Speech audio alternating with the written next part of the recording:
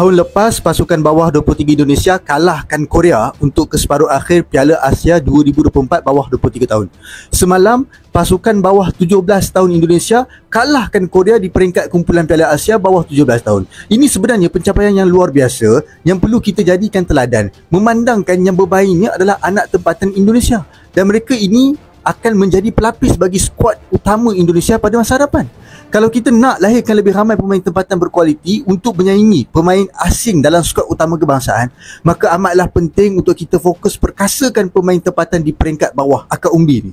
Kalau diikutkan, pasukan bola sepak Indonesia bukan sahaja berjaya di peringkat tertinggi, bahkan mereka juga berjaya di peringkat bawah.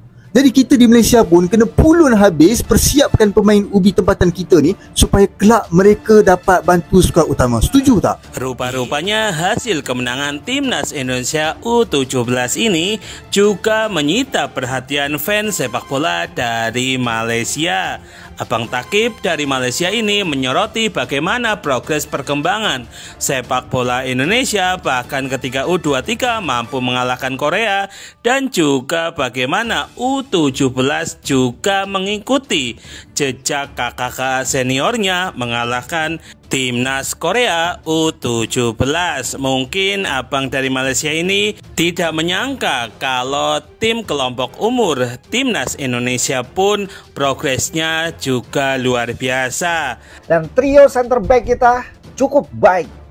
Beruntung terjadi pelanggaran handsball, pemain Korea Selatan menyentuh bola dengan tangan di kotak penalti. Dan penalti dieksekusi oleh Evandra. Sayang ditepis oleh penjaga gawang, tapi langsung reboundnya diambil juga oleh Evandra sepersekian detik dan membuat skor 1-0 untuk Indonesia dan bertahan hingga peluit akhir berbunyi. Untuk sementara Indonesia berada di posisi pertama grup C Piala Asia U17. Pertandingan berikutnya adalah tanggal 7 kita akan menghadapi Yaman. Optimis untuk lolos ke babak selanjutnya? Komentarnya sikat. Timnas U17 Indonesia secara mengejutkan mampu mengalahkan Korea Selatan 1-0 dalam matchday pertama grup C Piala Asia U17 2025. Kabar ini ditanggapi heboh oleh media nasional Indonesia. Di sisi lain, media-media Korea Selatan memberi sindiran menohok atas performa anak asuhan bek Kitai ini. Dengan statistik 21 tembakan, Korsel gagal mencetak gol ke gawang Indonesia dan bahkan harus kalah dari Garuda Asia yang cuma melepas 2 shot on target. Kekalahan ini membuat Korea Selatan diambang gagal lolos ke Piala Dunia U17 2025. Pada laga selanjutnya mereka mau tak mau harus menang untuk memelihara mimpi ke Pildun. Hanya ada 2 tim yang lolos dari fase grup untuk bisa menuju Piala Dunia U17 2025 yang akan dilangsungkan Oktober mendatang. Media asal Vietnam, HO247, VN pun membuat analisis raihan mengejutkan Timnas Indonesia dari negara Shin Taeyong di Piala Asia U17. Eks-pengalian tebal Shin Taeyong menjadi sosok yang penting bagi perkembangan sepak bola Indonesia selama lebih kurang 5 tahun melatih. Kini, PSSI resmi mengganti Shin Taeyong dengan Patrick Kluivert sebagai manajer Timnas Indonesia. Indonesia U17 meraih kemenangan dramatis pada hari pembukaan melawan Korea Selatan. Kontribusi besar mereka terhadap 3 poin harus diberikan kepada kiper Dava yang tampil gemilang dengan serangkaian penyelamatan. Seorang pemain Korea U17 melakukan kesalahan di area penalti, sehingga memberikan Indonesia tendangan penalti. Pada menit ke-91, Evandra gagal melakukan tembakan pertama, tetapi kemudian bergegas masuk untuk mencetak gol dan membuka skor pertandingan. Pemain andalan Timnas Indonesia U17, Mateu Baker, sukses menepati janjinya setelah kemenangan atas Korea Selatan pada pentas Piala Asia U17 2025. Tim asuhan Nova Arianto mengawali perjalanannya dalam turnamen yang digelar di Arab Saudi itu dengan baik.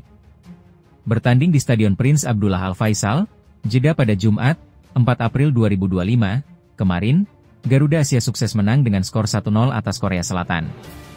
Ini menjadi hal yang mengejutkan mengingat Korsel merupakan tim yang diunggulkan di grup C, bahkan bisa dibilang sebagai salah satu kandidat juara Piala Asia U17 2025. Hasil imbang saja sudah cukup bagi Timnas Indonesia U17 untuk mencapai targetnya, namun Mateu Baker dan kolega justru sukses meraih 3 poin penuh. Baker berperan dalam penciptaan gol karena bola darinya menyebabkan pemain Korea Selatan melakukan handball. Evandra Florasta maju sebagai eksekutor, namun kiper Park Do-hun sempat menepisnya. Beruntungnya, bola memantul kembali kepada sang gelandang, dan sukses diselesaikan untuk meraih kemenangan 1-0. Dengan kemenangan tersebut, Baker berhasil menepati janjinya, yaitu target pribadinya untuk bisa meraih clean sheet dan juga berkontribusi dalam penciptaan gol. Namun demikian, ini baru separuh jalan dari target tim asuhan Nova Arianto yang ingin lolos ke Piala Dunia U17 2025 dengan finish di 2 besar grup C. Pelatih tim nasional, Timnas Indonesia U17, Nova Arianto mengungkapkan faktor penting yang membuat timnya sukses mengalahkan Korea Selatan U17 di Piala Asia U17 2025. Faktor yang dimaksud adalah keberuntungan, sebab Nova merasa Garuda Asia benar-benar hoki mendapatkan tendangan penalti di akhir laga. Usai laga, Nova mengakui Korea Selatan U17 bermain sangat baik ketimbang anak asuhnya. Dari segi statistik juga mereka unggul jauh ketimbang Timnas Indonesia U17. Tapi untungnya, Garuda Muda mendapat hadiah penalti di menit akhir laga usai pemain lawan handball. Timnas Indonesia U17 berpotensi mengunci tiket Piala Dunia U17 2025 usai menang atas Yaman U17 di matchday kedua grup C Piala Asia U17 2025 pada Senin 7 April 2025 pukul 22 WIB mendatang. Namun, kepastian itu tetap harus menunggu hasil dari laga lainnya, yakni Korea Selatan U17 versus Afghanistan U17 yang baru bermain setelah laga Timnas Indonesia U17 versus Yaman dimainkan. Seperti yang diketahui, Timnas Indonesia U17 tergabung di grup C bersama Korea Selatan, Yaman, dan Afghanistan di Piala Asia U17 2025. Pada laga perdana, Garuda Asia, julukan Timnas Indonesia U17, berhasil mencuri kemenangan atas Korea Selatan U17. Untuk bisa lolos ke Piala Dunia U17 2025, Timnas Indonesia U17 hanya perlu lolos fase grup Piala Asia U17 2025. Itu berarti, tim asuhan Nova Arianto itu wajib finish 2 besar di grup C agar dapat lolos fase grup dan bermain di babak perempat final Piala Asia U17 2025. Hanya saja ada 2 syarat harus terpenuhi. Syarat pertama, Timnas Indonesia U17 wajib menang atas Yaman U17 di Stadion Prince Abdullah Al Faisal. Dengan begitu poin Garuda Asia nantinya akan 6 poin. Lalu syarat kedua adalah di laga lainnya, Timnas Korea Selatan U17 wajib menang atau setidaknya imbang saat melawan Afghanistan U17. Jika skenario itu terwujud, maka perolehan 6 poin Timnas Indonesia U17 takkan bisa membuat tim asuhan Nova Arianto tersebut tergusur dari posisi 2 besar.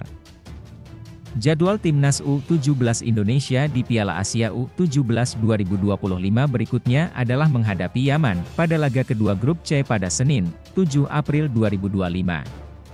Pertandingan ini akan berlangsung di Stadion Prince Abdullah Al Faisal, Jeddah, Arab Saudi. Pukul 22 waktu Indonesia Barat, Timnas Indonesia U17 memiliki modal penting yakni kemenangan 1-0 atas Korea Selatan di laga pertama grup. 3 poin yang diraih menempatkan skuad Garuda Muda di posisi kedua klasemen sementara, di bawah Yaman yang menang 2-0 atas Afghanistan.